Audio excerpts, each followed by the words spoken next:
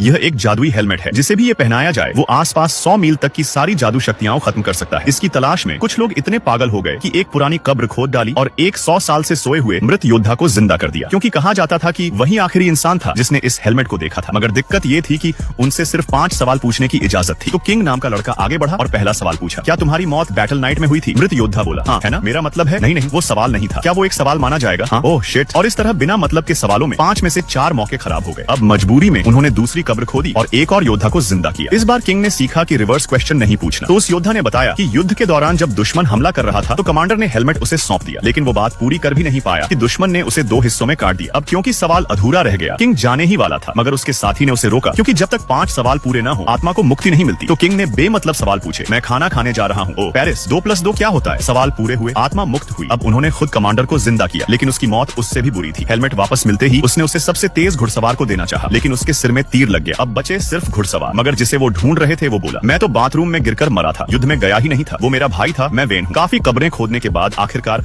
असली घुड़सवार मिल गया। उसने बताया कि वो भागते हुए पहाड़ी से गिर गया था और मरने से ठीक पहले उसने हेलमेट एक संत को दे दिया जिसका नाम था जांगो। अब वो सब जांगो के पास पहुंचे। जांगो बहुत नेक इंसान था। उसने बताया कि हेलमेट उसने एक खतरनाक डंगोनन में छुपा दिया है, लेकिन वहाँ से कोई जिंदा नहीं लौटता। लेकिन उसने उनकी भलाई देखी और खुद गाइड बन गया। डंगोनन में घुसते ही सबसे पहले उनका सामना हुआ ब्रेन ईटर नाम के राक्षस से, जिसे होशियार लोगों का दिमाग खाना पसंद था। सारे लोग डर से चुप हो गए, मगर सौभाग्य से उनकी अक्ल इतनी कम थी कि राक्षस ने उन्हें खाने लायक ही नहीं समझा। अब वो पहुंचे एक हवा में लटकते पुल तक जिसके पार हेलमेट था। जांगो ने चेतावनी दी, ये पुल एक जाल है, इसे पार करने का एक फार्मूला है, बीच से शुरू करो, सिर्फ झूलती हुई जंजीरों पर चलो, हर 5वें कदम पर एक अलग चाल में बदलाव करो और ये सब तब तक दोहराओ जब तक 3 बार न हो जाए। मगर जैसे ही उनके साथी छोटे ब्लैक ने गलती से नियम तोड़ा, वो फिसल कर गिर गया। जांगो ने गुस्से में घूरा, मगर तभी उसे याद आया कि टीम के पास एक जादुई छड़ी है, टेलीपोर्ट स्टाफ। उसका इस्तेमाल करके उसने सबको 1 सेकंड में दूसरी तरफ पहुंचा दिया। आखिरकार वे पहुंचे एक प्राचीन पत्थर के प्लेटफॉर्म तक। जांगो ने उस पर से सदियों पुरानी धूल हटाई और चुपचाप एक गुप्त रास्ता खोल दिया। कई मुश्किलों से लड़ते हुए आखिरकार टीम को वो जादुई हेलमेट मिल गया, जिसके लिए उन्होंने कब्रें खोदी, आत्माओं से सवाल किए और मौत के मुंह से वापस आए।